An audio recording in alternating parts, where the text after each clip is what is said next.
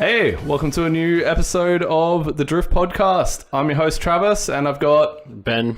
And we're gonna do another episode. This is episode 8, and let's start off with the news. What do you got for me? So we had Bring the Bash over, for the last weekend. Yep. And that was Which pretty is... sick. Basically a huge...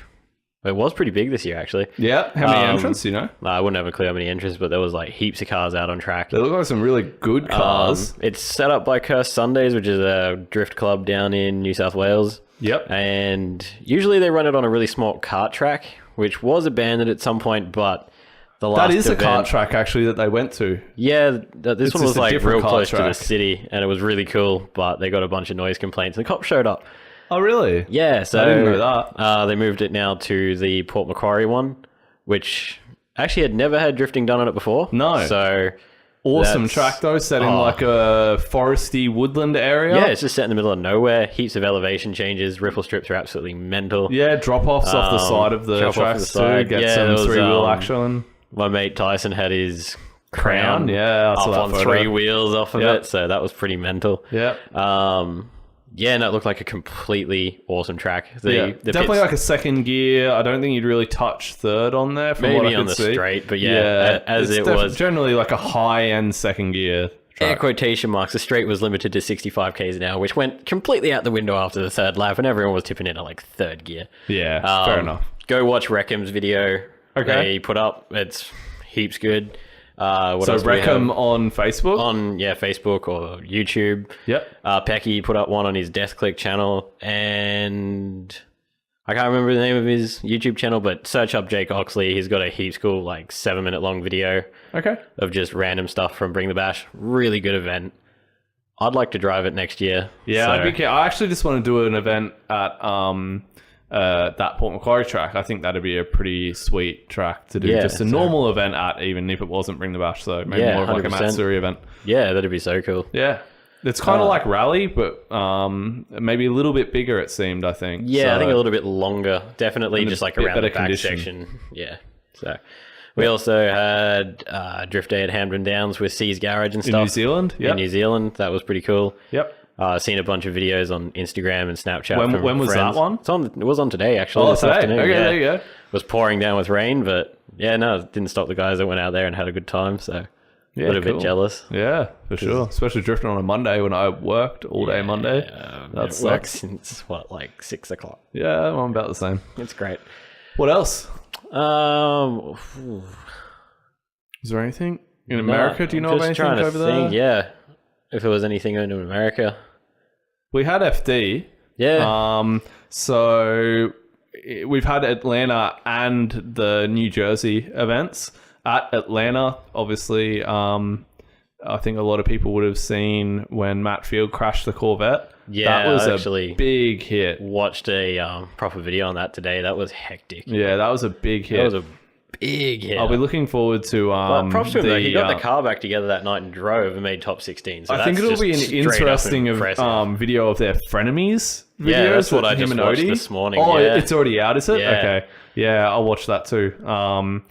And then, after his crash at Atlanta, he got second at New Jersey on the weekend. So you got to hand it to him. James Dean won New Jersey. Who won Atlanta? I can't remember I now. can't remember. Yeah. That was also see- the first round of Pro 2 there. So it was Atlanta as well. Saw a few videos on that when Yeah, the some actual Supra event was one. happening. Yeah. Yeah, I didn't see. But Pro 2's like ridiculous power now anyway. It's barely even a Pro 2. Like it's essentially just sub Formula it's just a Drift. sub Pro 1. Like that's all it is. They need to. I really think FD needs to sort out something that has a more of a step up. That's like even a Pro 3, because man, you can't jump from a Pro Am event with your mates to a fucking Pro 2. Like Nah, you're not it's gonna cope. ridiculous. Like you're not gonna cope. Like that's just like going from a go-kart to a Formula 1 car. Like Yeah. that's actually what the comparison is. Like Oh, 100%. Yeah, you see it. Like heaps of dudes drive real good in like the Pro-Am, but Yeah. just trying to be able to fund a build that will actually be competitive. that's reliable.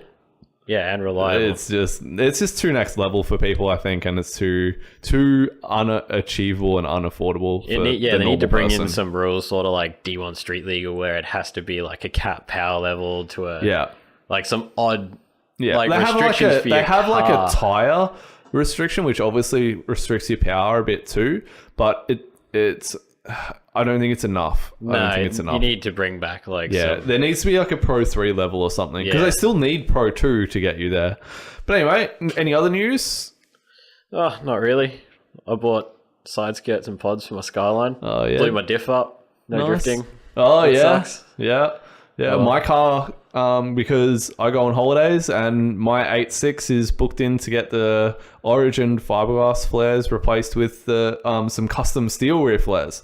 That'll be So nice. after that, it will get painted. So I'm pretty happy about that. It's going to cost me a lot of money, but it'll be worth it in the end to be happy with it. Actually, that's funny enough. My 8.6 is finished as of today. Oh, is it paid off though? Yes. Oh, There are no money on it, and it is.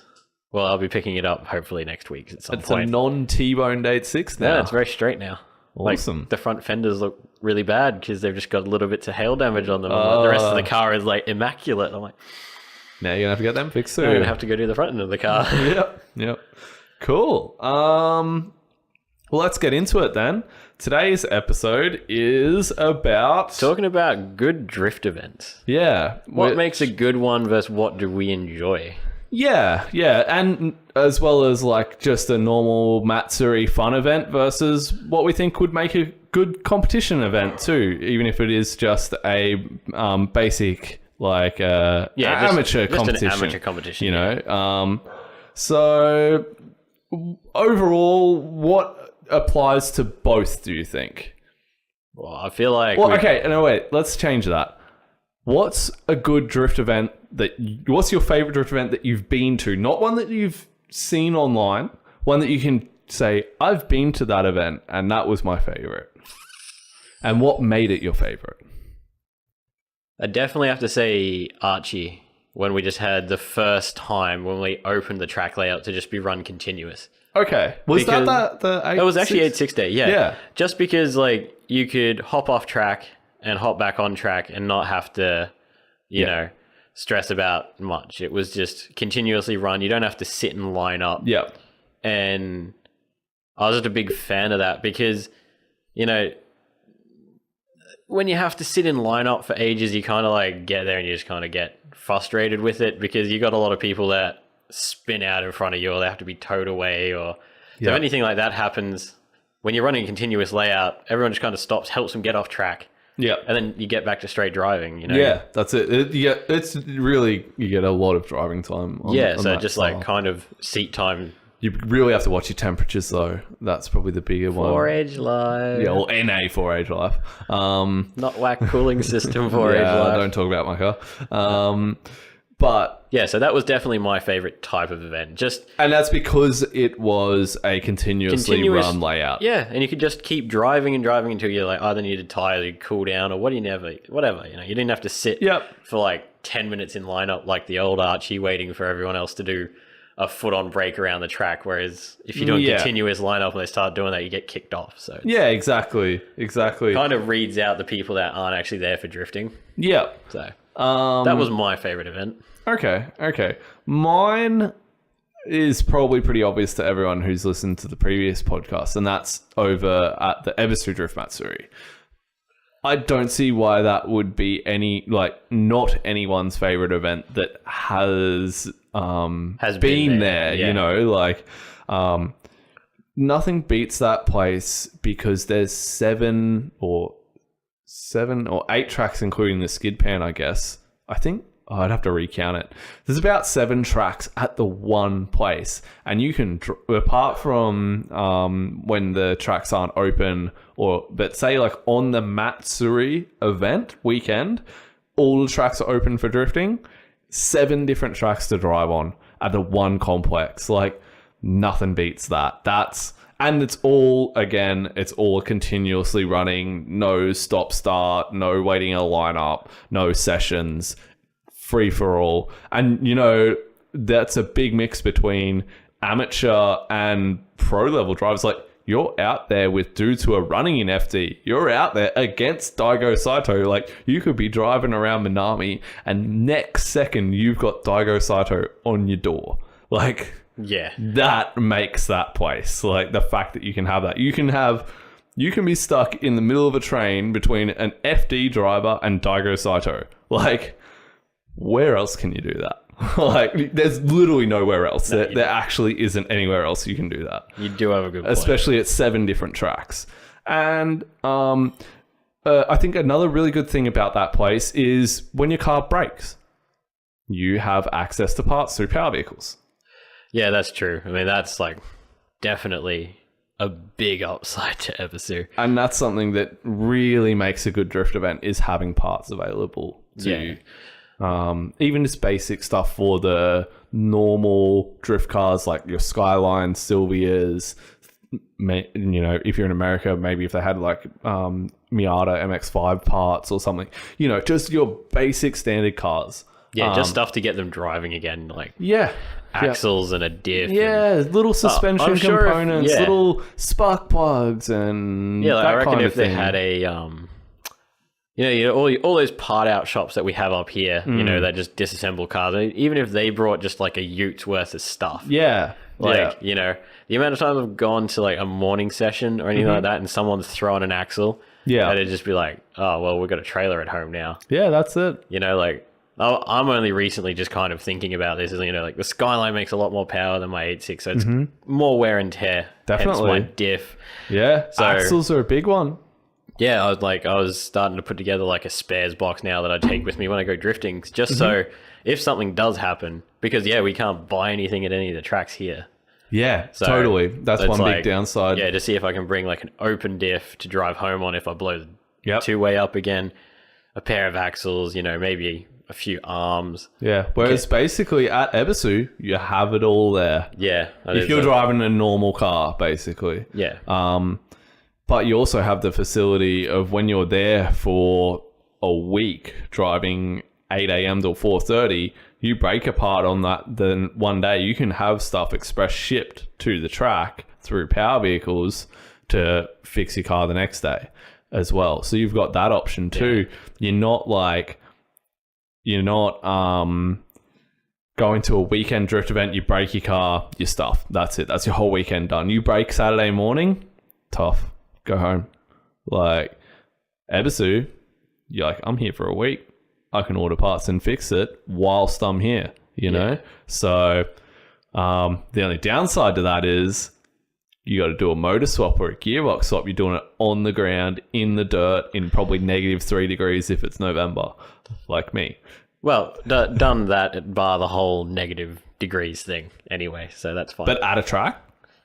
No, exactly. in a backyard with mosquitoes. No, but this is a problem with Ebisu, is that if your car breaks, you are in the country for X amount of days. Yeah. You can't just go to the next drift event that comes around in a couple of weeks or something like that after your car breaks. You got to fix it right there, right then, as fast as possible to get back going, to make your trip worthwhile. Yeah, to make the trip worthwhile. So that can lead to future problems, because when you're in a rush, you either forget something or you're dodgying it up to just make it work. And that's when your cars turn to shit, because you end up fighting with problems for years to come, you know, or even later on in the week, you'll be back fixing it again if you didn't do it right. Yeah. So that can be a downside as well as a positive, is having to go to a place for a week. But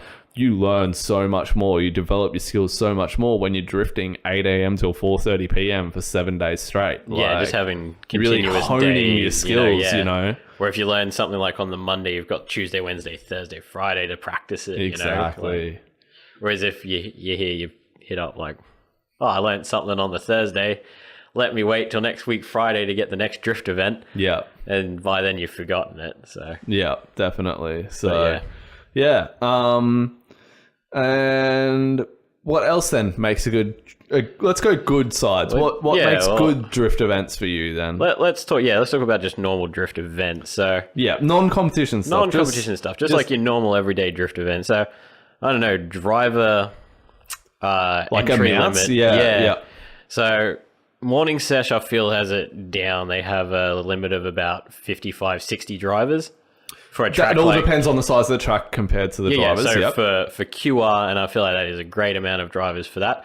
That's Because a big track, though, is a that big not track. a lot of places have a track that big. yeah, but then you also look at Archie, so something that small, usually Probably half the yeah, drivers. like 30 drivers, and that you'd be pushing that we'd get that many on a Yeah. night anyway, just because the pits don't have enough room to even put maybe much more. 50, even 20 drivers, I would say, at Archie Yeah, would like- be a limit. Between 20 and 30 for something as small as Archie. And like for the main thing is that you're not all going to be out on track at the same time No, anyway. no. Because like Archie, you chew tires. You are allowed to be, Yeah. but But like, yeah, you know, you're going to go out gonna there. be. Like, you're definitely not going to be. Your car's got to have time to cool down. There's no on that small track. You don't have time to cool your car down, so No. you're hopping off to let your car cool down or wash it. Yeah, or hop whatever. it off and go drive up the street a few times. or just a hose or whatever. You know, like, whatever yeah. you got to do. So like, I think for the track, a capped entry limit would be good, just because like you get to, like, I guess bring up again 8-6 day. Like, it was a great event, but there was too many cars on track. That was scary. Yeah, I had so much fun. for 8.6s. Yeah, But, you If know, they like- crash your car. That's You know, scary. just in general, like, no one wants to crash their car, no. and no one wants to be like entangled in a train of drift cars where no one really knows how to drive. Yes. So it's kind of like, either if you have a small track, maybe split it off into 2 sections of 20, or just cap it at like 25, 30. Yeah. But yeah, you know, like 8-6 day was just mental. I don't know how anybody got out of that without ruining their cars.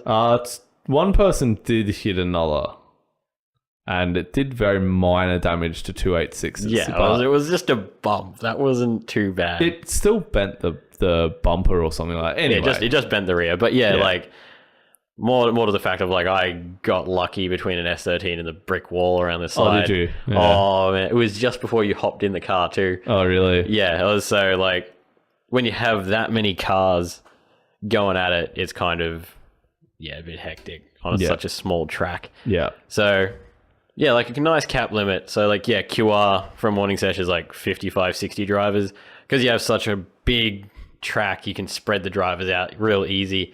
Plus you have 2 separate layouts. Yeah. So you got infield and you got 3 to 6. Yeah. But yeah, so I feel like driver limit is a good thing. And if it's something like that, you could also, I guess, split it off into driver level. Mm-hmm. So if you've got like a group of really, really good drivers and, you know, like really fast cars, and you got a group of beginners, maybe have like A 1 hour 15 or a 15-minute or session. 30-minute sessions. Of Run a with free for all, not a stop and go. That would suck, a stop and go on a session like that. So like, yeah, if you ran QR, you'd have, I guess, like 2 lines, one for infield, one for outfield, and they just have to marshal It themselves. depends. You're not really going to have a drama for stop and go if you have different levels of drivers, because there's never going to be drivers really catching up to each other. So yeah, it depends on the layout of the track, I think, and whether it's stop and go or continuous. I much prefer continuous. You do have a slightly higher risk. Like, definitely at Ebisu, you notice it a lot. If this beginner comes out, generally the beginners aren't Westerners. Because on Drift Matsuri, it's open for Japanese. Like, you're going to get, like, you have Japanese people rock up in their NA MX-5 thinking that a Drift Matsuri is the perfect time to go drifting for the first time ever. Seriously, you do. And you can't say we don't get that here either as well. no, Like, but this... it's not as much, but yeah. They don't know what to expect, these people that do rock up for that. They just see Drift Matsuri and go, that sounds like a great event to go learn at. Whereas Ebisu is open like 250 days of the year. They just don't get it that they should go on a quieter day. They just rock up on a Drift Matsuri day and get overwhelmed. So you're out there trying to, on a full open track that you are doing continuous runs around, and you might come like flying around North Course in 3rd gear, and all of a sudden you have to try and lock up for this MX-5 that's probably not even drifting, just doing like an oversteer out of the corner, and driving around the track basically. and you're worried about them, because the worst thing would be is if you wrote off a Japanese person's car being a Westerner over there. That would be a nightmare, an absolute nightmare. And Power Vehicles tells you not to do tandems or anything with the Japanese guys, and to give them a lot of space unless you know them or have spoken to them. Yeah, that's fair. But when you hop on the bigger tracks like East Course, for instance, during the Drift Matsuri, you'll also have people practicing in their time attack cars that aren't like competition level time attack, but like more of like your amateur time attack cars. They see the Drift Matsuri as an open day for them to come as well. So there's literally people trying to run racing lines while you're drifting the track. Jesus. It can be a mess. Yeah, like, that sounds like it could be. So you got to be careful, like with the open tracks, you know, for people that are like that. But that's just probably the only downside I can see with the Ebisu style of a fully open run what you brung, I guess you'd call it, and open to beginners to mega competition advanced level drivers, you know, like Daigo. So, you know, he has to go out there and in like 800 horsepower cars and try and dodge MX-5s. You know, imagine how he feels like. So, yeah, it's all relevant, I guess. Costs. Yeah, something that doesn't cost the world to enter. Because like a $13,000 trip to Ebisu. Yeah, you're crazy. You're crazy, man. You're crazy, man. That's like basically double what I got my Skyline for. Yep. That's not including the car either. Yep. So yeah, no, I mean, like, if you look at like local drift events, so we've got, if you do a morning session, that's $120 for 4 hours. That's pretty good. It's like, it's not bad. But then you look at Archie and they do $60 for 5. Yeah, if you can get there early enough. I finish when Archie opens on a Thursday, so that doesn't really help me. It's called leave work early. No, can't do that. But yeah, I get what you mean. Although you can't really consider the flights in my costs to Japan or my motel or stuff like that, because if you had to go away, like say your event that you wanted to go to was 5 hours away, you would still be paying all those costs anyway. Yeah. So as well as the extra cost of towing your cars there.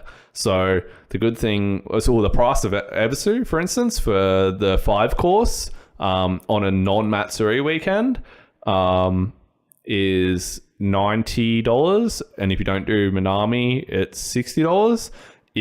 And that's per day. And if you do, and that's 8 a.m. till 4:30.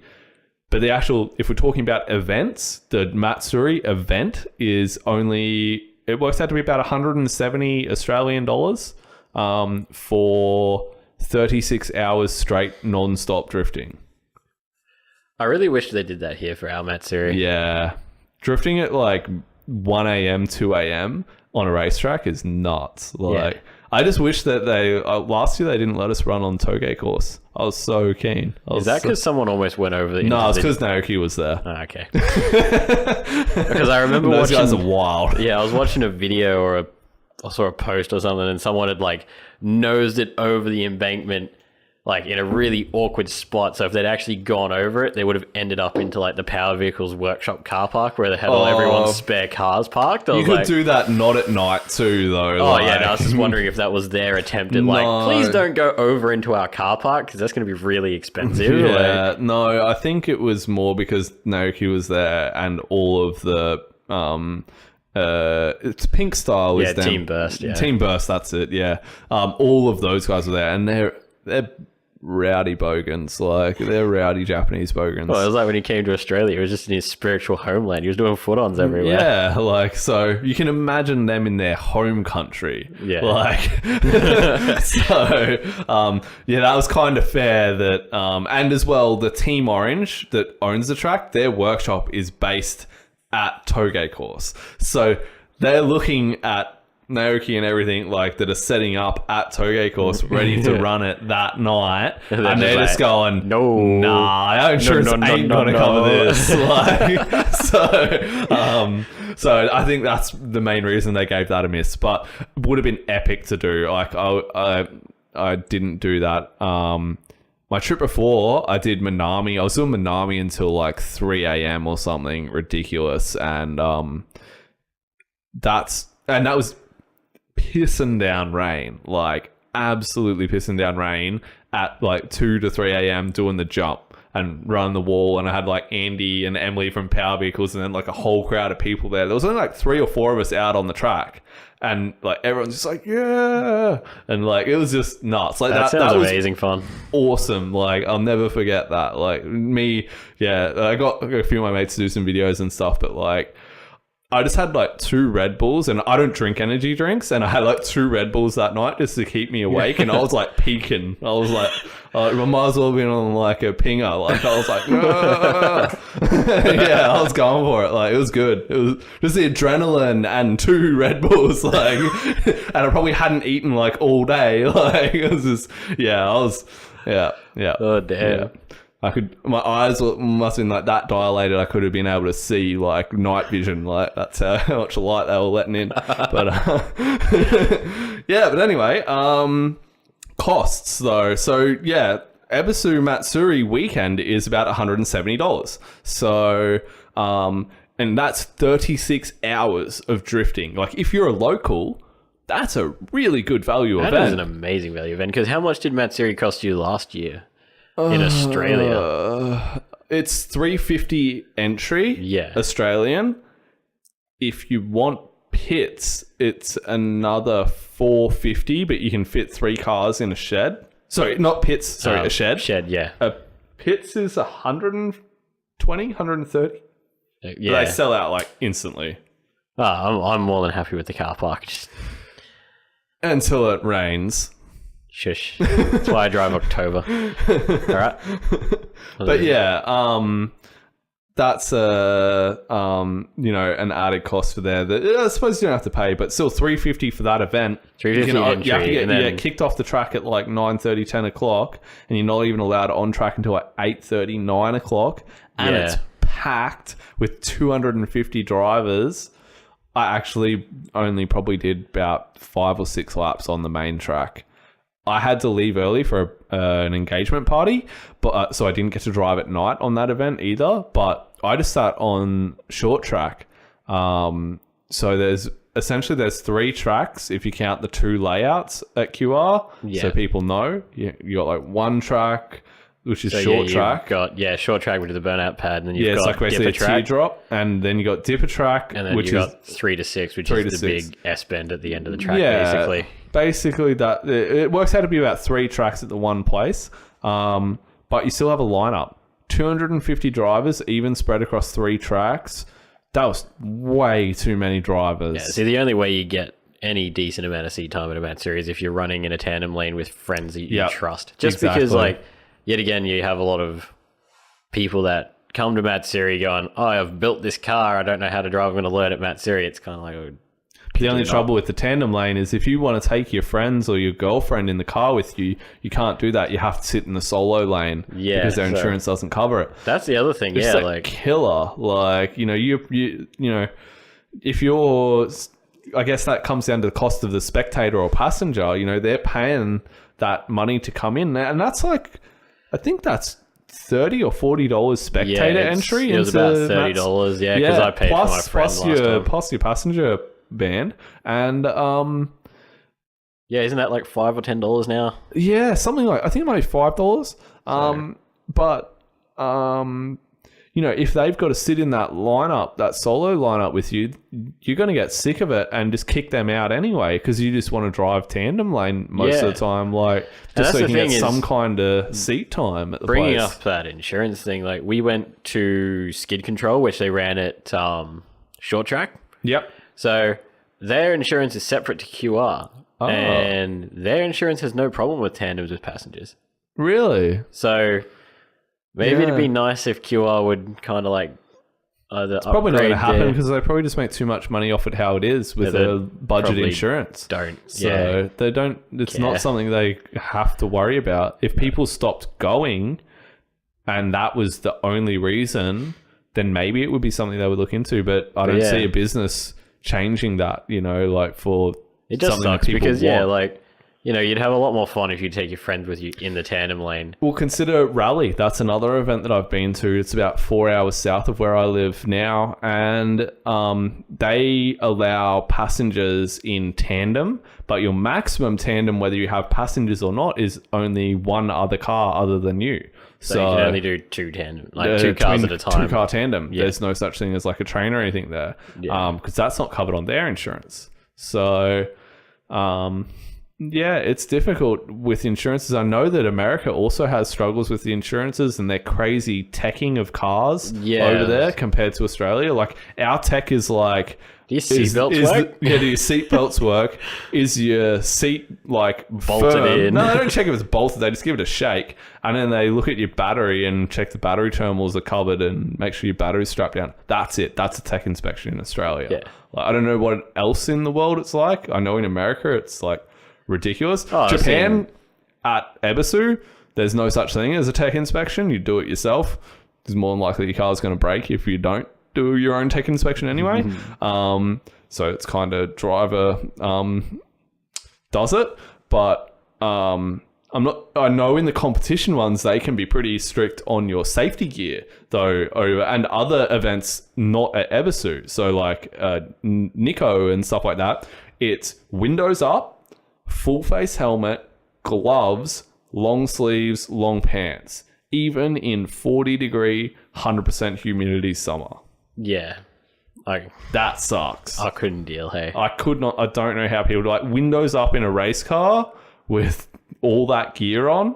Nah, I'll pass. I'll pass.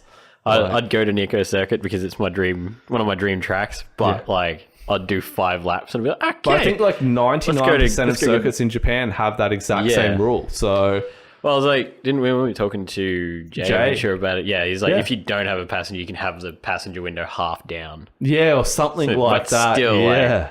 That's ridiculous. Yeah. Like, even if you're drifting at like night, like I remember at QR when I was driving at night, like you'd still have all your windows down even though it was like cooling down. I mean, it's so hot. Yeah. It just gets hot because like your exhaust is there and like 90% But not just that, you're of like us. doing like physical activity, like your body temperature is just going up. You know? Plus you've got like all that drivetrain heat, your Or exhaust you could just be like heat. Steven and just run air conditioning in your car the whole time. Yeah, because not all of us have the luxury of like high-powered cars.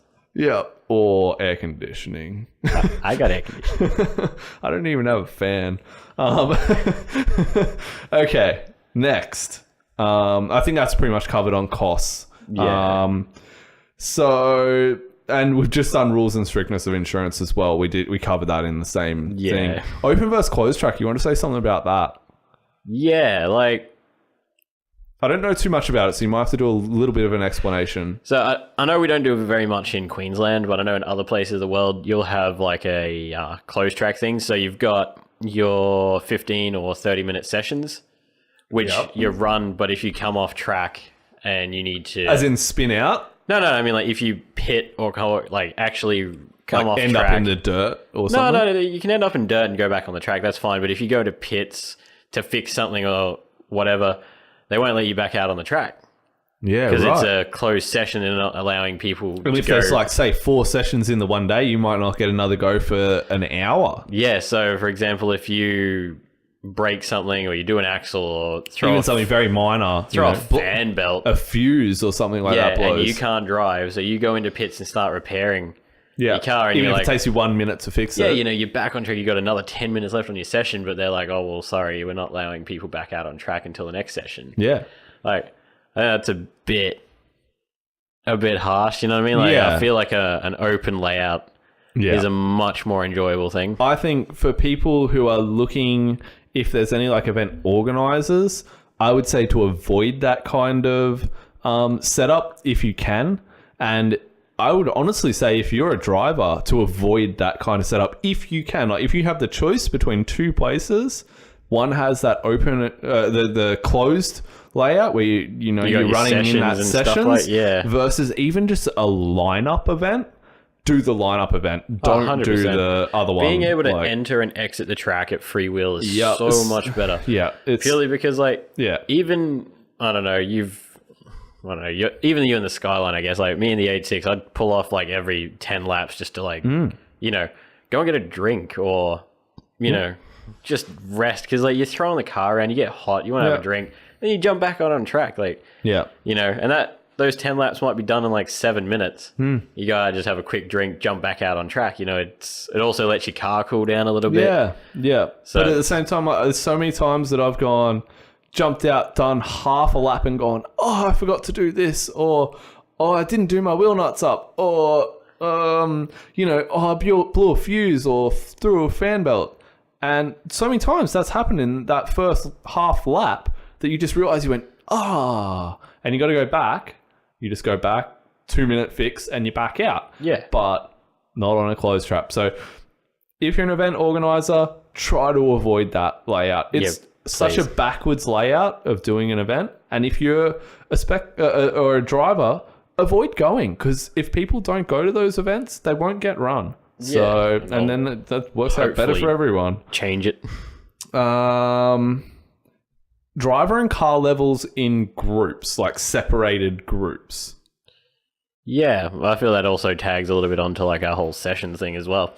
So, yeah. It can be a good thing and it can be a bad thing. The same as at Ebisu, like, it's deal withable there. Yeah. It can be annoying at times, but... Can be dealt with, yeah, like it's it all it's a depends hard one. on... It's a hard one, that one. Yeah, I guess it also depends on the type of people, I guess, that attend those drift events, like... And how many people, like, say you have, like, a pro class, let's call it, and they're, like, top-tier drivers with top-tier cars, and they're going to be, like, twice as fast as you. Say they're going to be twice as fast as you. And if you mix them with you, they're going to be doing 2 laps to your 1 lap, basically, in their speed-wise, and that could really annoy them if that's a continuous layout track.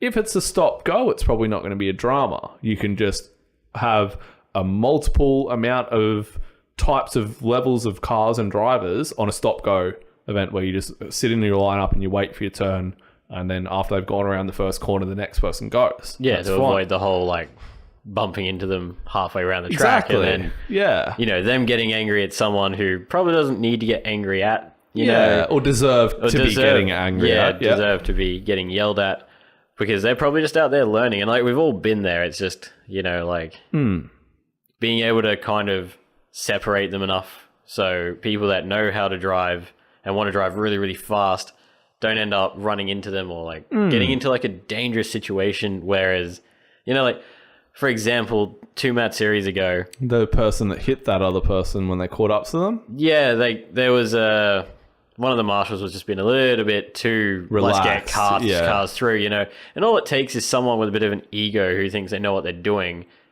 to ruin that. Yeah. Because, like, he gunned it around the outside of 2 other cars that were in front of him. And never overtake someone as you transit Yeah, in. if you're on a transit lane, never do that, you know. Like, and he's gone to overtake them, and the car that was in front was a learner driver, and they were just doing a handbrake entry into dipper and bang, wrote the car off, you know, Yeah. like straight because they into weren't the sun. expecting to be overtaken. No. And that's the thing, they shouldn't have had to even think It's about not something that. you should have to worry about. No, because Like, you've been marshaled through. Yeah. And like the 2 other cars that were there before respected that, and they were just cruising in behind him. Yeah. So Yeah. yeah, like, to avoid situations like that, and I guess that's also another thing, is like when you split drivers off into, I guess, like you have your 1 and 2 level. So you got your good drivers that drive quickly, regardless of car, let's say, in the group 1, and then you've got your beginners and people that don't drive very fast in group 2. Yeah. You're going to have people that'll be sitting there getting all pissed off because they've been put in group 2, even though that's where they should be, but they just can't accept it, you know, and that causes another...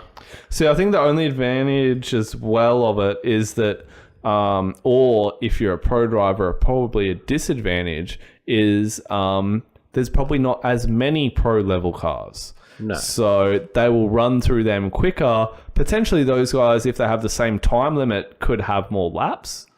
Yeah, it depends. It totally depends on how the event's run and the organizers do it. You can, I'll say that you can do it right, but you can definitely do it wrong. Yeah, there's definitely more chance of doing it wrong. It needs to be well thought It out. a well-dialed event to Yeah. really work that. Yeah, and I think if you're a pro level driver or like a very fast car going to a continuous layout track, be prepared to know that you are going to catch up to other people, and that you have to accept that you're not going to get probably the best laps that you want to do.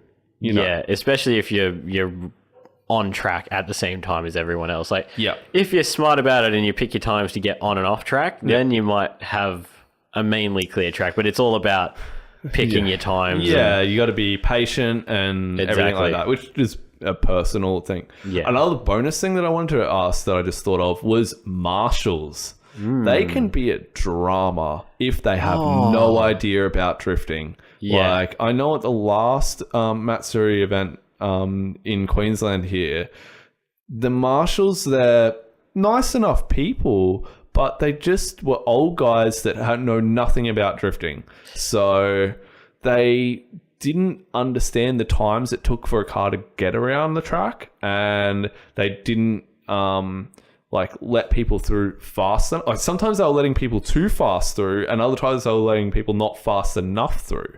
So getting someone who knows about drifting, like at least has a moderate idea as a marshal, is a massive advantage to an event, basically. Yeah, 100%. I feel that because, we were driving, it was actually when I did the first morning session in the Skyline. Yeah.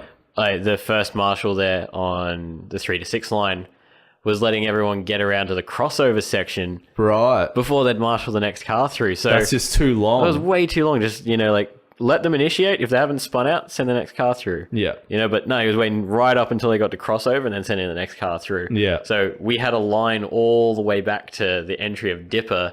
And So that was starts getting dangerous. sketchy because people start entering there and can hit the cars that are in that second lineup. Like, so for example, if someone happened to have what happened to me towards the end of the day, where I was coming in like top of third gear, and then the tire actually fully delaminated. It just took the tread and removed it and just kept the wire belts. why? I don't know. It just happened. Maybe But it's and I was crappy kind of brand. skating in. And I was just trying to slow it down on the handbrake. I slid so far past the cones that if there was still a line up there, I would have smacked into the back of another car, if not two. Wow. That's just like And how far and that is back. totally again, that's totally up to marshals. And another thing that I was really annoyed about at that Matsuri, and why I avoided the main track, was if there was a breakdown on Dipper, which is the first track as you come around the first corner, you would be stuck in that lineup. And yet the other section of the track would be empty. They weren't letting people just transition down through to the 3 to next 6 line, yeah. Yeah, whereas just keep the track flowing. Yeah, you that's know? it. Like if they're Like- not in a spot where they're gonna Yeah, even if you just let 5 cars at a time, that having marshals that understand and are able to communicate with people and each other at a track, they need to have a radio set up to make it very fluent. Yeah, we have a radio set because Need I to did have a marshalling. safety, like your people that are waving people as well on certain tracks. Yeah. If you can't see, you need to have someone who can tell you. Say, for instance, on West Course at Ebisu, there's a hill that you come down and you have to go over this blind crest, and you're just watching the marshal. If he waves that flag, because this is a continuously run track, so you're just watching that marshal as you're coming around, because if he waves that flag like a half a second before you initiate, the person in front of you just spun. So they've got to be really quick on the flags on that track to wave you down so you don't hit that person over that crest. Yeah. So that's very important on that kind of track too. Yeah, most definitely. Yeah, just definitely needs to be more communication. More communication, more safety flags and stuff with the marshals if it's needed, and properly trained marshals to understand about drifting. Yeah, because Preferably drifters. Yeah, that's it. Like, because on morning session, all the marshals are drifters usually, except for one. And that's why morning sessions run so well, because they understand, if that guy hasn't spun out of the entry of the corner, send the next guy. Yeah. You get it going. And we have, a really flowy track. It's Yeah. really good. See, and I'm sure that event organizers will be like, oh, well, then we need people that know about it. And it's like, I've never seen an event ask people, hey, would you like to come and do this event? Send your... I feel like You know- Matsuri needs to be, well, like the marshalling criteria is actually important because it's a big event. Yeah, with where the morning 250 sessions, drivers. You know, morning Morning sessions session, are- they ask people, though, Yeah, to they- do it. they They ask don't people. hire just random, like, old dudes, like... and that's it, because like they're just like, hey, we'll give you credit towards a morning session so you get a discount, or if you do X amount, you can have a morning session for free. yeah. So it's like good incentive to do it. And yeah, like it just needs to be more people that I guess understand the concept of it. Yeah. Yeah, communication. Yeah. It's really important. Because, like, Definitely. Archie, for example, the marshals they had there last time, it was driving me crazy. Yeah. They'll see one spark off your tire and they'll be like, nah, off track. And you Oh, go, really? Yeah, you get out there, you go check your tires, and it's just like the tiniest little bit of wire off the side of your wheel. You're like, you go drive back out. Remember, people, this is a podcast, Ben. People can't see you, like, rolling your eyes around. You know, You gotta just remember, you're not just talking to frustrating. me, but yep. it's yep. frustrating, like, because you still Soon got people will heaps be of- able to see us, actually see you Yeah, rolling your one eyes. day we'll get a video. yeah. But yeah, it's just, Yeah, I get you. like people that need to, I don't know, understand a little bit more about drifting is definitely important. Just because, Yeah. like something like that, you can't wave someone off track for, Definitely. because like you are going to get down to. But they still got to little bit save of the time. track. That just comes down to the owners and I'm everything not, like I'm that not too. saying So keep going where it's just Yeah. like sparks everywhere, Yeah. but if you just see yeah, like, yeah. But that's again having people that know. Next, there's some other things that make an event go well that aren't directly related to the driver. Things that make the event fun. So we already talked about like a spares vendor for the Yeah. drivers and stuff. That's a really important thing. But food trucks, like Yeah. with good quality food, healthy food, like honestly, you go to the fast food area at a racetrack and it's just like chips and like all the deep fried stuff under the sun, and you're just like, I really don't feel like doing that. Like after I've just been like basically working out for the last 4 hours with my arms and legs, like I'm just like, I'm way too tired. Like I need something like to give me good energy and stuff like that. Like I'm a fast food eater. Like I love fast food, but it's the last thing that I want when I'm doing a drift event. yeah, like, nah, man, chips don't go down well I'd after probably go like. for some KFC, but like not the stuff I find at a fast food things at the events. So having a good quality, at least a selection.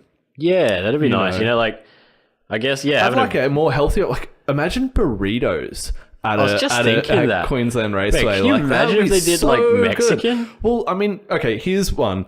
Ebisu has their own restaurant there, and you can get like Japanese curries, katsudon, like all these awesome meals, and they give you energy. Like they're good quality. yeah, it's like a meals. proper meal. It's not like just it's like a proper a thing of restaurant meal. fries. It's Yeah, you can still get fries, but like you have the options to get something, and people always do. They always end up with the nicer 100%. stuff. So Yeah, it'd be nice. Like even if they did, rice and curry, or like Yeah. noodles or something like just that. so many cheaper stuff. Like that's still a fast-ish food, but like imagine sushi, just sushi there. Oh man, Oh, dude, that would be so good. Why don't events? I think you need to look at your food selections because 90% of you are doing it wrong. Alcohol. This is a tough one because depending on the event, the location, and the demographic, can be really good or really bad. Okay, I'm just gonna like, do we start pointing fingers?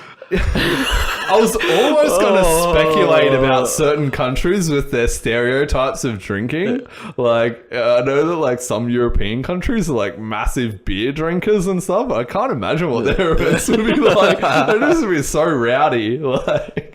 But let's just talk about the events we've been to, for instance. Then, Yeah, all right, let's do that.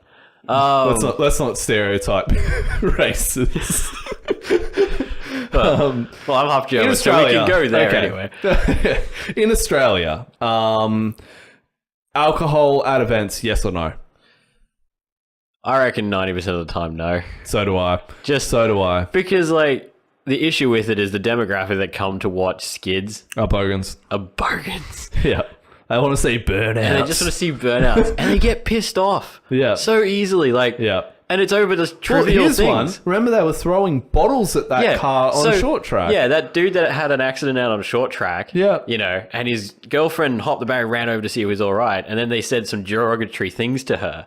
And he got angry, and then they got angry at him, and like a group of them started throwing beer bottles at his car at That's him just and not his girlfriend. on. That is just not so on. far past what's acceptable. Yeah. Yeah. Like, you Yeah. know, someone's just had an accident in their car. You know, you want to like not Yeah. be like rude. Yeah. It's So, but at the same time, you have like a place like Grid Life events. I've never been to one, so this is a little bit speculatory. I don't know if it is shit event or not, but from what I've seen, I would honestly, in my opinion, say that that's probably one of the best run events in the world, speculation wise, just like the idea behind it. I can't see that event running without alcohol though. No, Now, I but- don't know what Americans are like. I know that actually in like some countries in Europe, like they can buy alcohol at work, but that doesn't mean that they're drunk at work. no, and that's the thing is like I lived in Germany for 3 years. Okay. And like when people go drinking there, I have seen honestly very few That get like drunk. aggression moments when people are drunk. And like there'll be moments where everybody's pissed drunk. Like you'll watch the soccer Yeah. and everyone's like off their face, Yeah. but there's no fights. Right. Whereas you come here and I've like seen multiple fights break out over a Pub footy brawls game. are just crazy. You yeah, know, like man, I've seen like people from like opposite countries. They're like going at it for soccer, and then afterwards they're just like, yeah, let's get drunk, keep going. You Yeah. know, like, and they don't care. Yeah. Whereas here, it just seems to always end up in like aggression or a fight Yeah. of some description. Yeah. And like, I think that's saying something like, yeah, sure. If you want to have a drink, get drunk, go for it. But you know, there's no point to being aggressive over it. Yeah. And that's where it kind of translates into an event like Matsuri, Yeah. where there's, you know, There's not just you have 250 entrants plus probably at least 500 spectators. minimum. They minimum. Two per driver. Like, Yeah, then you've got everyone else that enters to come and watch. So yeah. I would say, yeah, let's say 800 spectators then. You Yeah. know, just as an average, Easy. you know? And, you know, that's there's a lot of people to kids mix there. with alcohol. Yeah. You know? And you know, like if people are getting violent around, you know, like young kids and stuff, that's just not on. No. And, yeah. And that's the other thing is you got to have like separated alcohol from kids at events and stuff. You know, even music festivals have to do that. Alcohol's a very hit and miss thing, I think, with events. And if you're an event organizer, you better get it right and you better know your demographic because, you know, if you don't, someone could get seriously hurt. Like, and It's happened. and it can't. And yeah, that's what I mean. Like, and I think that's something you have to be. If you're an organizer, be careful. If you're a driver or a spectator rocking up to one of these events, my suggestion is to don't drink. Especially if you're a driver, I don't think you should drink. If you have like one beer, whatever, but you're there to drive. You're not there to get drunk and party. So yeah, that's another thing. It's like you know, that's being how drunk I out see on it. track is just, that scares me. No, yeah, that's definitely a not on. And if it does have even yes or no to alcohol at the event, I think every driver should get breathalyzed. And if they're over the legal limit for that country, they shouldn't be allowed on that racetrack. Yeah, So, 100%. Yeah, I think that's a minimum, like not over the legal limit. Like, you know, like if anything, it should be very close to zero. Very hit and miss if you got alcohol at your event. But yeah, if you you've got look the at- event dialed, maybe I'm fairly sure Grid Life would have to have alcohol at their event. Yeah, but you see, like Grid Life is a bit different. You know, like the drivers aren't drinking before the event. No. They have like a separate thing. So the drivers are driving the first And you day or only two. drive on the one day because one day there is circuit. So you might party. If you're a drifter, you're going to party on that circuit day, but you're there to drive on that next day. Yeah, and So, then you know after that drifting session's over, then go have a couple of beers with like, your mates, you know, like, you know, at the end of the day. And that's you the know? thing is, like, it's a different sort of atmosphere. They have an live entertainment venue, so Yeah. you can like get away with it. from the cars and everything. Security, if you have a big event, you got to match your security amount, like, especially with alcohol involved as well. Like, that's a big one. You really start if you events that big, small time events, I think it should be a definite 0 alcohol. If it's a 1-day event, or if it's a very small event, no alcohol. Big events, you got to start looking at like how a music festival runs their events and how big racing events run their events, and you got to look at your demographic and stuff like that. If anything, if you're an event organizer and you're not sure if you should have alcohol or not at your event, if you're not sure, it means no. No, just don't do it. Yeah. It's not worth it. Location, travel distance versus the quality of the seat time.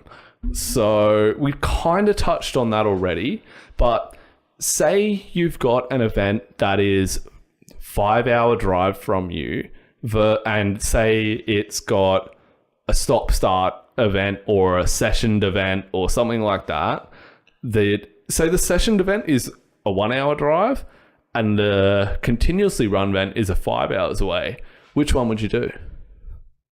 Say the tracks were very similar and everything else was very similar. The only difference was one was 1 hour and it was a sessioned event, and the other one was 5 hours away, but it was a continually run event.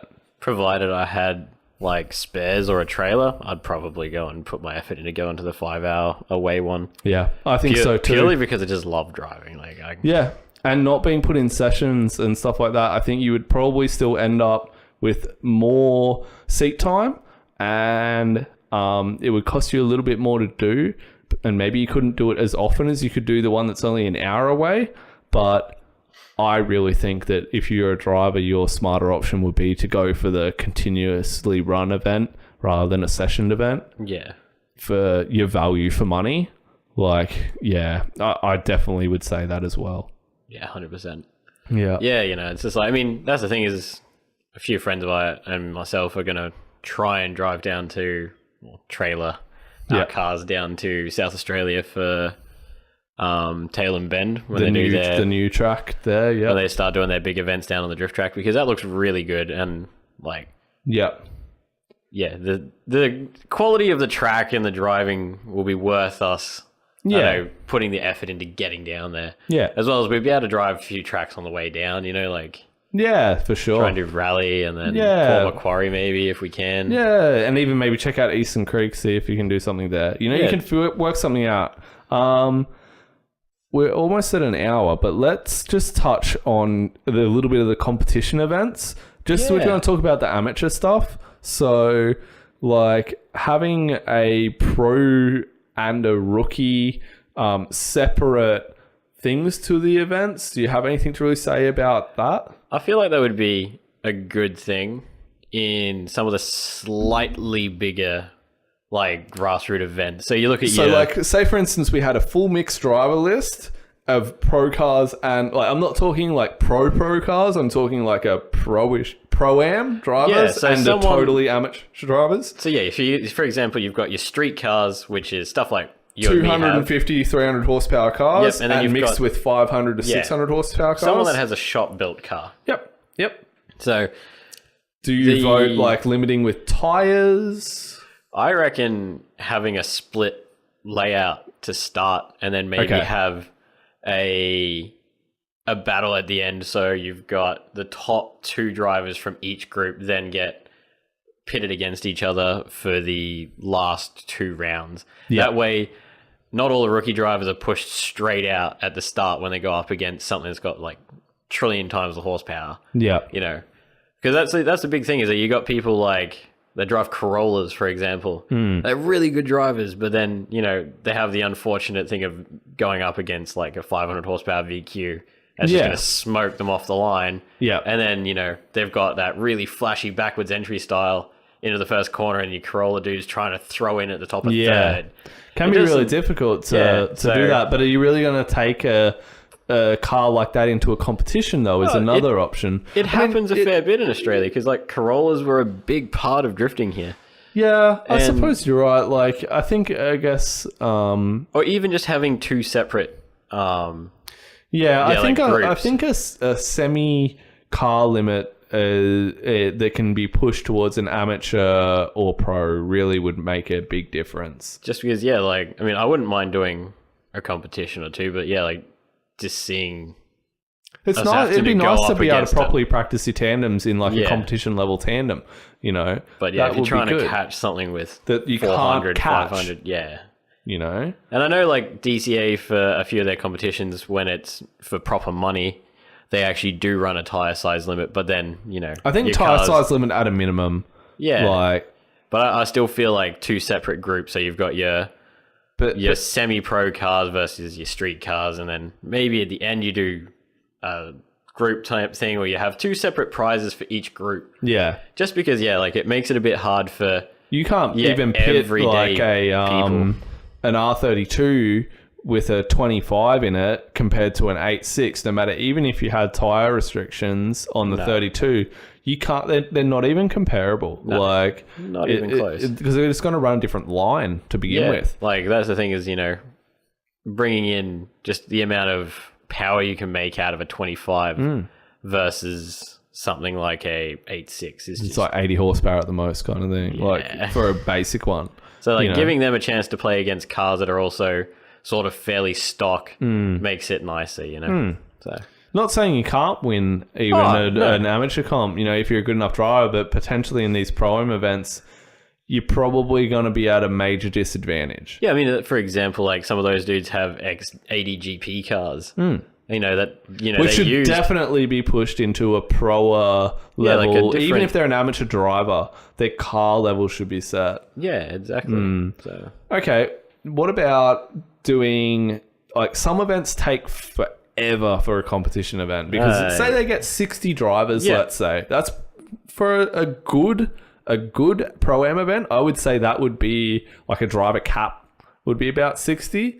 So what do you think you should do for your qualifying to try and make that short but fair? I feel like I can't remember what I was watching a couple of days ago, but they ran it like they'd have an open practice session. I think So- DCA does a similar thing to this. Possibly. Yeah, I can't remember where I saw it, but it was really good. So you've got your open practice session. So the judges sit there and they judge entries, Yep. like all the entrants in that group. Yep. And then they'll be like, okay, this person's doing good, this person's doing good, this person, oh, yep, cool, this person's really consistent. All right, cool. So then they pick their top 16 driver list or top 32 driver list. And then, they go from there. Yeah. Whereas if you're starting with like over 60 drivers, you got to do your individual qualifying runs to get to your top 32 Yep. and then to get to your top 16 and then all of that. Yeah. So it's, running Versus doing like a qualifying like practice, then a separate qualifying. so you've got your open practice session, which is your qualifying. So you do, obviously you're going to throw down. So you drive as hard as you can and do your best to qualify. And that's what they'll pick. They'll sort of look at like, oh, this guy's getting really close to the wall. He's got good line. He's got good angle. Sure. Then they pick him for top 16. Yeah. The next person, oh, that guy or this guy isn't doing too good, so we won't put him in, stuff like that. Rather than having to do, your single runs and your battles to get to some of your smaller groups. Yeah.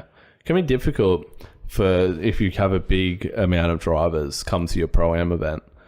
If you don't even make a top 32 though, everyone should qualify and there should be nothing to do with the qualification. It should just be put straight to a bracket and just draw it out of a hat kind of thing for you who goes into that. But if you have more than 32 drivers, I think a practice session with a judging who qualifies in the practice session. Basically, yeah. I mean, if you're not doing well in practice, you're probably not going to do well in qualifying. That's sort of the... Unless you're having lots of car trouble that you sort out, but you should have that sorted before the event. And that that's the means thing if you're is having car trouble, if you're you're doing not an going to event, win anyway. Yeah. If Like, you go into an event, your car's not running right. It's just... exactly. So I think that it still ends up fair. I think people still would get quite disappointed if they didn't qualify and I didn't even like get to do a qualifying, you know what I mean? Like a separate qualifying.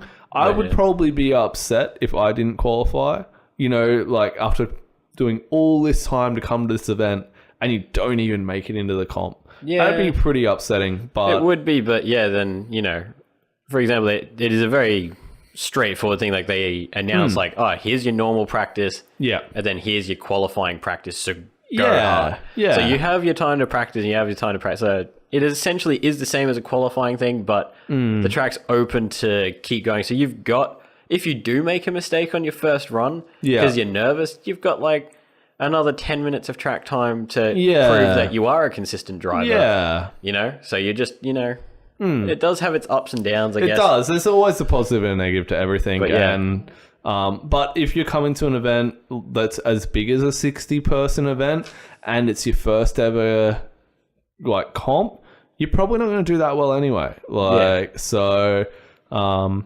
yeah, I think that kind of sums it up on how to run a decent pro-am event. If you took, I think a lot of pro-am events can take a lot from Matsuri events too, as far as making it fun. Yeah. You know, I think that's a big thing that a lot of people get turned off on comps. Is they're not fun. Like it takes the fun out of it, you know? So whereas they can be fun, but I'd say with that basically. I think G1 GP at Ebisu for the Gaijin 1 Grand Prix, I think that's run very similar to that with a you just go out into the practice in the morning, then you go and do your qualifying laps, but it's like I don't think I was called up for that. I think it was just kind of the judges like look out for you and they'll pick a random time to watch you in that 15-minute window, you know? Yeah, they'll just have like a clipboard with a car number on it. They'll be like, all right, cool. And then Let's they'll, watch like, this keep an eye car out this for lap, it. you know? Like, Yeah. you know, like, oh, there's that car. Let's watch him. Nah, he didn't do that well. But maybe if you come around and, you know, you do something amazing, they might go, oh, okay. You know, so I think that happens in G1 from memory. It could have changed since I did it last, but no, I think that sorts that out. Have you got anything left to say to add on to drift events? Any pointers for drivers or any pointers for the event organizers that you can think of that we haven't touched on? No, I mean, I guess just the only thing is like, just always be courteous to your fellow drivers. Eh? Like you're all out there having fun. Yeah. And all out there for the same reason. Don't be that dude that cuts people off and tries to skip the line. That annoys me so much. Yeah, fair enough. Yeah. Like, you know, I'm you're all gonna out say there. I'm gonna say one for the event organizers then, and that is don't try and run an event to make money. It's not gonna happen. Don't try and do it. Make an event to make it fun. Make an event to make it more fun than a different event. You know, if you go to an event, you're like, I can do this event, but more fun or better. Do that. Don't try and run an event to make money. Yeah. I think a wish. fair few people try and do that, and Yeah. it screws them. It's kind of hard though. That's the thing with the world the way it is. It's all about Everyone wants to make their own. everyone buck. wants to make money, you know. Yeah. But that's the you other know, thing is if I like can if give it's advice to that, that much fun, more people that are going to money be interested. comes with it. Yeah, you the know? money will come afterwards. You know, Exactly. Look at Archie.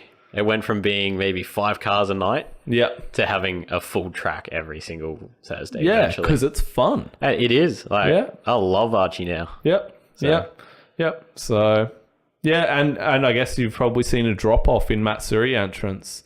Yeah, I mean, you know, how long doesn't did- sell out as quickly as it used to. So There were spots almost right up until that series. So. yeah. So yeah.